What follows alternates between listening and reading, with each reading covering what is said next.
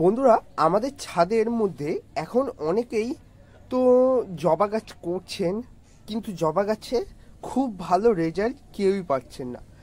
গাছে হচ্ছে না ফুল, ঝরে যাচ্ছে ফুলের কুঁড়ি। এই রকম অবস্থায় আমরা কি জবা গাছ করা ছেড়ে দেবো? তা একদমই নয়। দিশি জবা তো আমাদের সাথে পথ চলা ছেড়ে দিয়েছে, সেই গরম পড়লে আবার ফুল দেওয়া শুরু করবে। কিন্তু আমাদের যে সকল হাইব্রিড জবা বা পুনে, ব্যাঙ্গালোর, আমেরিকান, অস্ট্রেলিয়ান ভ্যারাইটির জবা রয়েছে, সেগুলো নিতান্তই আমাদের সাথে চলছে, কিন্তু তাও অবস্থা খুবই খারাপ, কারণ ফুলের পরিমাণ সত্যিই খুব কম। আজকে তোমাদের একটা স্পেশাল খাবার দেখাবো, যে খাবারের প্রয়োগে আমি গাছে পেয়েছি এত পরিমাণে ফুলের কুঁড়ি। কি খাবার জানতে চান? চলুন শুরু করা যাক ভিডিওটি। নমস্কার, আমি অনিশ এবং আপনারা দেখছেন আপনাদের পছন্দের garden YouTube channel garden Bangla. আজকে আরেকটি ভিডিও জবা গাছের ওপর। প্রত্যেককে স্বাগত জানালাম এই ভিডিওতে। ভিডিওটা যদি দেখা শুরু করেছেন যেহেতু, তাই পুরো ভিডিওটা দেখবেন। আর ভিডিওগুলি দেখার সাথে সাথে অবশ্যই শেয়ার করে দেবেন আপনাদের সকল গার্ডেন বন্ধুদের। আর চ্যানেলটিকে অবশ্যই সাবস্ক্রাইব করে রাখবেন এই রকমের নিত্য নতুন ভিডিও সবার আগে পাওয়ার জন্য। আজকেই এই জবা ফুলটা ফুটবে, যেহেতু শীতকাল তাই ফুলটা ফুটতে একটু লেট হচ্ছে, মানে পুরো পাপড়িগুলো খুলতে। এটা মানে 5টা পাপড়িরই পুনে ভ্যারাইটির জবা গাছ, আর এটা হচ্ছে গ্রাফটেড জবা। দুটো, এদের 3টে কালার হবে গ্রাফটিং থেকে। তো দেখা যাক আপাতত কি হয় গাছের। আমি এই যে খাবারটার কথা বললাম, এই খাবারটা জাস্ট একবার গাছে দিয়েছিলাম আজ থেকে ঠিক 2 সপ্তাহ আগে। তার মধ্যেই এত পরিমাণ ফুলের কুঁড়ি কাউন্ট করে আমাকে কমেন্ট করো কটা কুঁড়ি আছে। আমি তোমাদের কুঁড়িগুলো ভালো করে দেখিয়ে দিচ্ছি, দেখে নাও। আমাকে কাউন্ট করে অবশ্যই জানাবেন কটা ফুলের কুঁড়ি রয়েছে। তো এখন অনেকেই তো এই রকম জবা গাছ বসাবেন। আমি একটা জবা গাছ এনেছি, সেটাও আপনাদের বসিয়ে দেখাবো কিছুদিনের মধ্যেই। এরকম জবা গাছ বাড়িতে থাকলে আপনারা কীরকম পরিচর্যা নেবেন? প্রথমত গাছটাকে বড় জায়গায় শিফট করবেন। যেমন আমি এখানে 10 ইঞ্চি প্লাস্টিকের টব ব্যবহার করছি। আপনারা চাইলে 12 ইঞ্চিতে বা 14 ইঞ্চিতেও জবা গাছ করতে পারেন অনায়াসে, কারণ এই গাছ খুবই তাড়াতাড়ি বৃদ্ধি পাবে এবং গাছ যত ভালো রুট বাউন্ড হবে তত তাড়াতাড়ি গাছের গ্রোথ ভালো হবে এবং গাছ সেই পরিমাণেই আমাদের ফুল দিয়ে যাবে। তো খাবারটা প্রথমত আপনাদের দেখিয়ে দেওয়া যাক। খাবার নিয়ে অনেকের অনেক কথাবার্তা। এই হচ্ছে সেই স্পেশাল খাবার। 1 চামচ পরিমাণ লাল পটাশ বা এমওপি, মিউরেট অফ পটাশ। এইটা নিয়ে ভালো করে টবের চারপাশে এরকম করে ছড়িয়ে দেবেন। এই কাজটা আপনারা 2 সপ্তাহের ব্যবধানে একবার করে রিপিট করবেন। আর একটা খাবার দেখাবো, সেটাও আপনাদের দিতে হবে। এইটা হচ্ছে এনপিকে 10-26-26 ফার্টিলাইজার। এই সারটিও আপনাদের প্রতি 2 সপ্তাহের ব্যবধানে অল্প করে গাছেতে দিতে হবে। এটা গাছের নাইট্রোজেন, পটাশ, ফসফেটের চাহিদা মেটাবে। আর লাল পটাশ গাছে প্রচুর পরিমাণে ফুল আনতে সাহায্য করবে। পটাশের গুণাগুণ প্রত্যেকেই জানেন। জবা গাছ প্রচুর পটাশ পছন্দ করে। পটাশের আসল কাজ হচ্ছে গাছে ফুল এনে দেওয়া আর গাছের সুন্দর বৃদ্ধিতে সাহায্য করা। আমরা প্রত্যেকেই জানি জবা গাছ প্রচুর খেতে ভালোবাসে। এর হচ্ছে টাইম টু টাইম খাবার চাই। যদি একটু খাবার দিতে ঢিলেমি হয়, গাছে কুঁড়ি ঝরে যায়, অনেক সময় বিভিন্ন সমস্যাও দেখা দেয়। তো এই খাবার দেওয়ার পরের সপ্তাহে আমরা একবার হিউমিক অ্যাসিড গাছে দেবো। আপনার কাছে যদি লিকুইড হিউমিক অ্যাসিড থাকে, 1 লিটার জলে 5 ml থেকে 6 ml গুলবেন। সেই জলটা থেকে 250 ml জল গাছে প্রয়োগ করবেন, এরকম 10 ইঞ্চি টবের ক্ষেত্রে। এবার যদি আপনাদের কাছে গুঁড়ো মানে পাউডার হিউমিক অ্যাসিড থাকে, সেক্ষেত্রেও 5 গ্রাম মতো হিউমিক অ্যাসিড 1 লিটার জলে গুলে সেখান থেকে 250 ml জল গাছে দিয়ে দেবেন। খুব ভালো কাজ করবে। আর হিউমিক অ্যাসিড গাছকে খাবারটা অ্যাবজর্ব করতে কাজ দেয়, মানে গাছকে খাবারটা গ্রহণ করতে অনেকটা সাহায্য করে। আমরা তো প্রচুর খাবার দিই গাছে, কিন্তু সব খাবার গাছ তো সবসময় নিতে পারে না, তাই হিউমিক অ্যাসিডের ব্যবহার আমরা করব আমাদের এই প্রিয় জবা গাছগুলিতে। আর এখন অনেকেই বলেন দাদা আমরা তো অনেক খাবার দিচ্ছি, গাছের ভালো গ্রোথ হচ্ছে না। সব থেকে আগে রুট স্ট্রাকচার ভালো করা দরকার।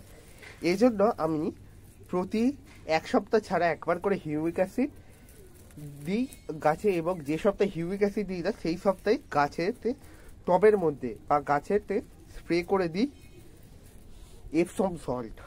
এপসম সল্ট গাছের রুট ভালো করবে এবং প্রচুর পরিমাণে রুট বার করতে অনেকটাই সাহায্য করে।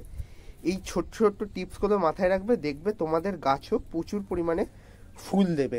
আর এই সময় জবা গাছ তোমরা কালেক্ট করে নেবে, কারণ গরমকাল পড়ার মুহূর্ত থেকে জবা গাছ প্রচুর পরিমাণে ফুল দেওয়া শুরু করবে। এই গাছগুলি সারা বছরই মোটামুটি ফুল দেয়। আর এই গাছগুলি অবশ্যই নিজের পছন্দের তালিকায় রাখবে। আমার তো পছন্দ, খুবই পছন্দ।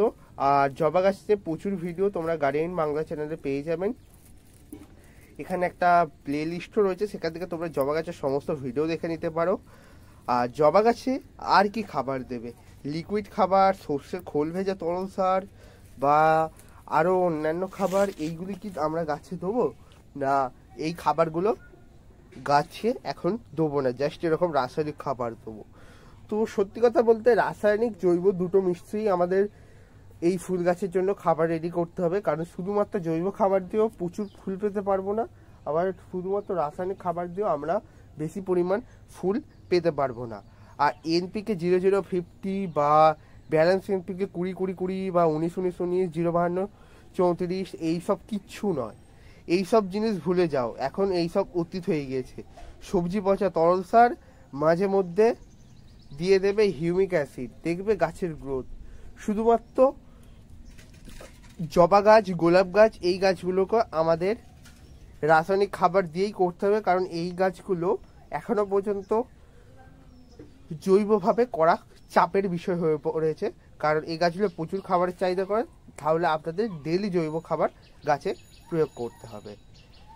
আর রাসায়নিক খাবার খুব বেশি গাছে দেয়া একদমই ভালো নয়, এতে গাছের হেলথ নষ্ট হয়ে যায় এবং গাছ অনেক সময় মারাও পড়তে পারে।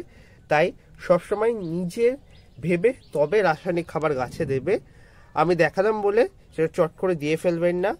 কিন্তু যারা একদমই রাসায়নিকভাবে বাগান করেন তাদের ক্ষেত্রে একটা কথা বলে থাকি, অনেকে নিশ্চয়ই লক্ষ্য করেছেন যারা পুরোপুরি রাসায়নিকভাবে বাগান করেন তাদের গাছের লাইফ সাইকেল খুব বেশি হয় না, বা গাছ খুব ভালো বৃদ্ধি পেলেও হঠাৎ করে পাতা ঝরিয়ে দেয় বা কুঁড়ি ঝরে যায় বা গাছের ভালো বৃদ্ধি হচ্ছে না। আর তো এইরকম সমস্যা আপনারা ফেস করবেন। তাই যতটা সম্ভব রাসায়নিক মুক্ত বাগান করার চেষ্টা করুন। এই যে রাসায়নিক খাবারটা দেখালাম, এই খাবারের পরিবর্তে আপনারা চাইলে জৈবভাবে কলার খোসা গুঁড়ো করে গাছে দিতে পারেন। এছাড়া পেঁয়াজের খোলা ভেজানো জল, সেটা আপনারা প্রতি সপ্তাহে 2বার থেকে 3বার গাছে প্রয়োগ করতে পারেন।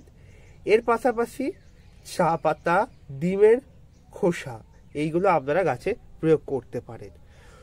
আর গাছে রোগ পোকার সমস্যা বলতে জবা গাছে বেসিক্যালি যেটা হয় মিলিবাগস এবং থ্রিপসের অ্যাটাক, এইগুলো রুখতে আমাদের 2 থেকে 3 দিনের ব্যবধানে একবার করে যে কোনো একটা ভালো নিম তেল গাছে স্প্রে করতে হবে, এবং প্রতি 2 সপ্তাহ ছাড়া গাছের টবের মধ্যে আমাদের নিম খোল দিতে হবে।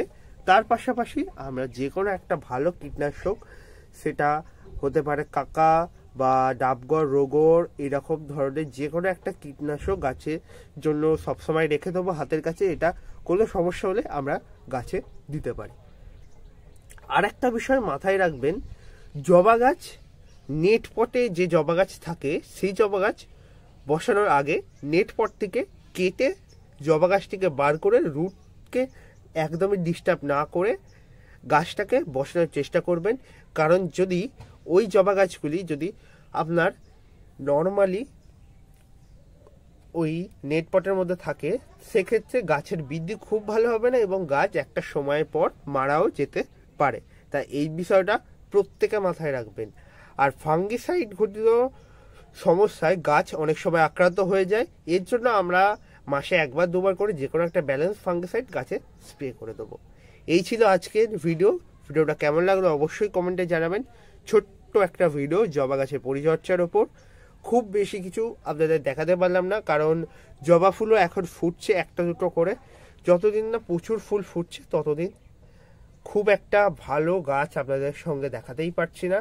আর পুরাতন গাছ সবই মারা গিয়েছে, দু একটা বেঁচে রয়েছে। আর নতুন কিছু গাছ আমি করার চেষ্টা করছি, সেগুলোই যতদিন না খুব ভালো গ্রোথ নিচ্ছে, প্রচুর পরিমাণ ফুল পাচ্ছে, আপনাদের সঙ্গে ভিডিও শেয়ার করতে পারছি না। এই জন্য খুবই দুঃখিত। নতুন নতুন গাছ নিয়ে আমার কর্মকাণ্ড এখনো চলছে। যারা ভিডিও দেখতে চান অবশ্যই আমাকে কমেন্ট করবেন, সেইগুলোর ওপরও আপনাদের ভিডিও দিয়ে দেবো।